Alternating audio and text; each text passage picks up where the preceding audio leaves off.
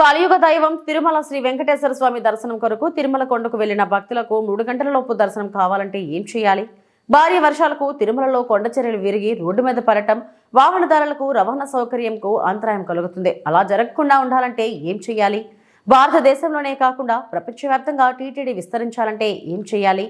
అలా అనేక విషయాలపై 3RR న్యూస్ ఛానల్లో చర్చా వేదికలో పాల్గొన్న సీనియర్ రాజకీయ నాయకుడు, సామాజిక విశ్లేషకుడు మన్నూరు సత్యనారాయణ నాయుడుతో 3RR న్యూస్ స్పెషల్ ఇంటర్వ్యూ. ఓం నమో వెంకటేశాయ నమః.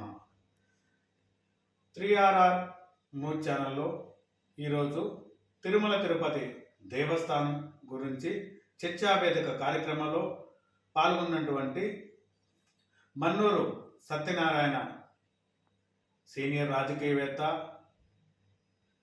సామాజిక విశ్లేషకుడు అయినటువంటి ఆయన యొక్క సలహాలు, సూచనలు ఈ చర్చా కార్యక్రమంలో మా 3RR న్యూస్ ఛానల్ ద్వారా తెలపవలసిందిగా కోరుకుంటున్నాము.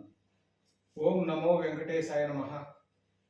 3RR న్యూస్ ఛానల్కి తిరుమల తిరుపతి దేవస్థానం చైర్మన్గా ఎన్నికైనటువంటి బిఆర్ నాయుడు గారికి, వారి యొక్క పాలక మండలి సభ్యులకు మా 3RR న్యూస్ ఛానల్ తరపు నుంచి శుభాకాంక్షలు తెలియజేస్తున్నాము. మా తరపు నుంచి కూడా టీటీడీ చైర్మన్ గారికి మరియు వాళ్ళ పాలక మండలి సభ్యులకి, వాళ్ళను నియమించిన ప్రభుత్వానికి, గౌరవ ముఖ్యమంత్రికి అందరికీ నమస్కారాలు. నూతనంగా ఏర్పడిన టీటీడీ పాలక మండలి గతంలో కంటే భిన్నంగా పూర్తిగా ప్రక్షాళన దిశగా అడుగులు వేస్తున్నట్టు తెలుస్తుంది. దానిపైన మీ అభిప్రాయం ఏంటి? శ్రీ వెంకటేశ్వర స్వామి భక్తులు భారతదేశం నలుమూల నుండి, ప్రపంచంలో అనేక దేశాల నుండి ఎంతో శ్రమతో వచ్చి అక్కడికి చేరుకుంటున్నారు. అక్కడికి వచ్చిన తర్వాత క్యూ లైన్లో చాలా రద్దీగా ఇబ్బంది పడుతున్నారు. దాన్ని దృష్టిలో ఉంచుకొని ప్రస్తుత మన పాలక మండలి ఈ నిర్ణయం తీసుకొని ఉంటుంది. శుభ పరిణామం, సంతోషం.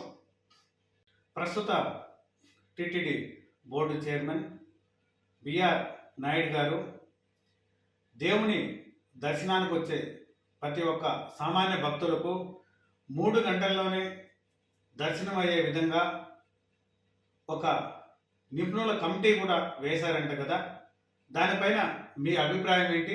అసలు సాధ్యమేనా అది? ఎస్, సాధ్యమే. ఎలా సాధ్యమంటే అది సాధ్యమే. 3 గంటల కన్నా ఇంకా గంట కుదించుకొని సాధ్యం చేయొచ్చు. అది ఎలా చేయొచ్చు? ఆ యొక్క అంత సులభతరం అయితే ఇన్ని సంవత్సరాల నుంచి టీటీడీ వ్యవస్థ నడుస్తుంది కదా, ఇన్ని సంవత్సరాలు ఎందుకు చేయలేకపోయినారంట? ఇప్పుడు దేశం అభివృద్ధి చెందిన దాంట్లో ఉండాలి. పూర్వం ఎంత దూరమైనా నడిచేది, ఇప్పుడు రవాణా సౌకర్యం విపరీతంగా ఉంది. అందువలన ఇప్పుడు షెల్టర్లు ఏర్పాటు చేసి ఉండాలి. క్యూ లైన్ అందుకొని అక్కడక్కడ షెల్టర్లు ఏర్పాటు చేసి ఉండాలి. ఆ షెల్టర్లో బంద్ చేసి అక్కడ కూర్చోబెట్టి ఆ తర్వాత మాత్రమే వదులుతున్నారు.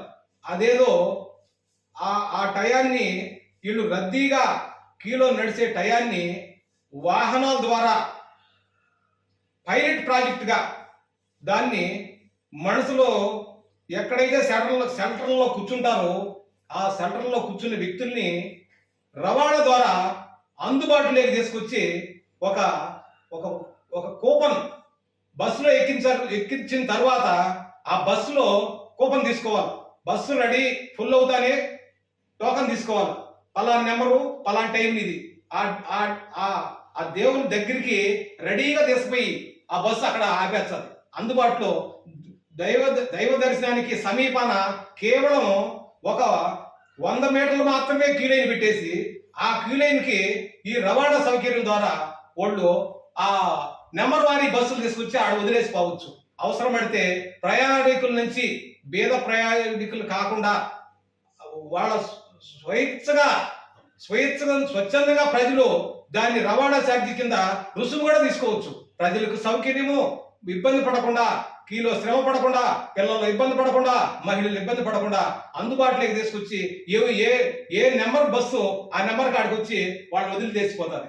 ఎక్కడైనా ఎన్ని సార్లైనా సెంటర్లు పెట్టి ప్రజలు తలనీలాలు తీసుకొని ఆ తర్వాత వాళ్ళు అన్ని స్నానాలు చేసి ఏ సెంటర్ కోరుకుంటే ఆ సెంటర్లోకి పోయి వాళ్ళు ఆ సెంటర్లో వెయిట్ చేసే ఆ సెంటర్లో తగిన సౌకర్యాలు కల్పిస్తే ఆహారానికి అవసరమైతే డబ్బు తీసుకొనైనా ఆహారానికి బాత్రూమ్ సౌకర్యం అన్ని కల్పించి అక్కడ సెంటర్లో ఉండమంటే ఆ సెంటర్లో బస్సు పోయి వాళ్ళ ఫుల్ చేసుకుంటుంది. ఫుల్ చేసుకున్నాక అక్కడే మిషన్ ఉంటుంది.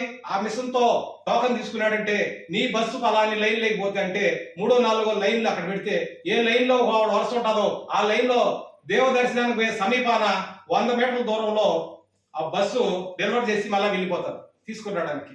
ఆ విధంగా పైలట్ ప్రాజెక్ట్ గా ప్రజలు క్యూ లైన్ లో శ్రమ పడకుండా ఇబ్బంది పడకుండా గవర్నమెంట్ ప్లస్ దేవస్థానం టీటీడీ పాలక మండలి ఆ విధంగా చేసి ప్రపంచవ్యాప్తంగా రాష్ట్ర ప్రభుత్వానికి టీటీడీ పాలక మండలి ఆదర్శంగా తీసుకొని ఎంతో సులభతరం చేయగలదని ఆశిస్తున్నారు. వెంకటేశ్వర స్వామి దైవభక్తిని భారతదేశంలోనే కాకుండా ప్రపంచంలో ఉన్నటువంటి అనేక దేశాల్లో విస్తరించాలంటే మనము ఏం చేయాలంటారో దాని గురించి కూడా మీ యొక్క విశ్లేషణగా మాకు సమాధానం చెప్పవలసిందిగా నాయుడు గారిని కోరుకుంటున్నాను.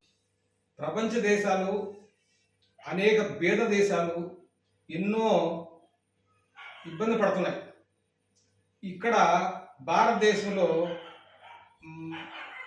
శ్రీ వెంకటేశ్వర స్వామి దైవభక్తి ఎంతో ప్రఖ్యాతమైనది. ఏ కష్టం వచ్చినా ఏ కుటుంబం ఆర్థికంగా ఇబ్బందులు పడినా శ్రీ వెంకటేశ్వర స్వామి కాడికి పోయి ఆయన మొక్కుకొని ఇంటికి వస్తారు. అదేవిధంగానే ప్రపంచ దేశాలలో అనేక ఆఫ్రికా దేశాలలో పేదరికంతో కొట్టిమిట్టాడుతున్నాయి. వాళ్ళకు కూడా మన శ్రీ వెంకటేశ్వర స్వామి దైవ లీలలో వాళ్ళకు కూడా విస్తరించి ఆ దేశాలలో కూడా వాళ్లకు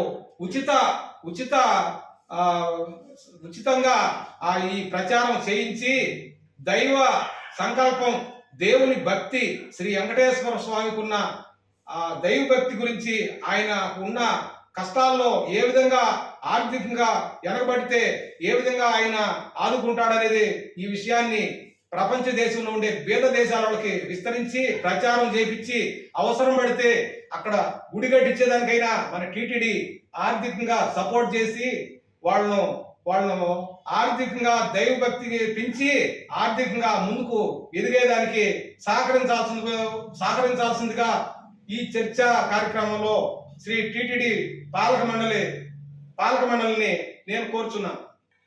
తిరుమల తిరుపతి దేవస్థానంకు వర్షాకాలంలో భారీగా వరదలు వచ్చినప్పుడు వెళ్ళేటువంటి రాకపోకల రవాణా సౌకర్యంలో కొండ చర్యలు ఇరుగుపడి అంతరాయం కలుగుతుంది.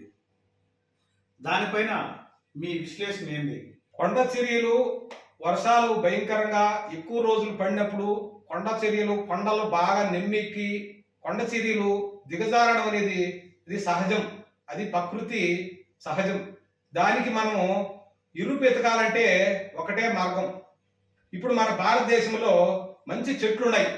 మర్రి చెట్టు అనేది అది ఒక చెట్టు ఎక్కడుండేది అక్కడే కాకుండా ఓడలు విస్తరించి ఎక్కడ కొమ్మ పోతే అక్కడికల్లా భూములేకి ఏరు దిగి కంప్లీట్గా ఎక్కడంటే అక్కడ అది బాగా సెట్ అవుతుంది. అందువల్ల రోడ్డుకి ఇరువల్ల అంటే కింది దశలో ఒక వరుస పై దశలో ఒక 2-3 వరుసలో మర్రి చెట్లు నాటేసి వాటి నీళ్లు ఒక సంవత్సరం సాగి వదిలేస్తే ఆ చెట్లు పెద్ద అయిన తర్వాత ఊడలు దిగి ఆ ఊడలు అనేటివి ఈ సన్నైన రాళ్ల మధ్యలోకి మట్టిలోకి భూగర్భంలోకి బాగా చుచ్చుకుపోయి ఆ భూమి సళ్ళెక్కినా కూడా నీళ్లు భయంకరంగా వర్షాలు పడినప్పుడు సళ్ళెక్కి ఆ మట్టి ఛాయలు అనేటి రోడ్డు మీదకి దిగజారకుండా అవి ఆపే ప్రయత్నం ఆ చెట్టు తీసుకుంటుంది. అది కేవలం సున్నితమైంది. అది కూడా పాలక మండలి పరిశీలించి అవసరమైతే ఫారెస్ట్ వాళ్ళ ద్వారా దాన్ని వాస్తవా లేదా అని తెలుసుకొని ఆ చెట్టు నాటే కార్యక్రమాన్ని ఇరుపక్కల ఆ పాలక మండలి సభ్యులు ఆ నిర్ణయం తీసుకుంటే ఈ రోడ్డు మీదకి దిగజారి మట్టి ఛాయలు వచ్చేదాన్ని అరికట్టవచ్చని నా అభిప్రాయం. చాలా మంచి ఆలోచన ఉంది, మంచి విషయం చెప్పారు. మర్రి చెట్టుకు దాదాపు మనము 1000 సంవత్సరాలు నుంచి ఉన్న మర్రి చెట్లు కూడా ఎన్నో మనం చూసాము. కొన్ని మర్రి చెట్లు అయితే విశాలమైనటువంటి ప్రదేశాల్లో కూడా చాలా పెద్దగా ఓడలు దిగి ఎకరాలు ఆక్రమించినటువంటి చెట్లు కూడా మనం చూసాము. చాలా మంచి ఆలోచన సత్యనారాయణ గారు. మీ యొక్క మా యొక్క ధన్యవాదాలు. ఛానల్కి వచ్చి ఇంటర్వ్యూ ఇచ్చాను మీకు ధన్యవాదాలు. ధన్యవాదాలు.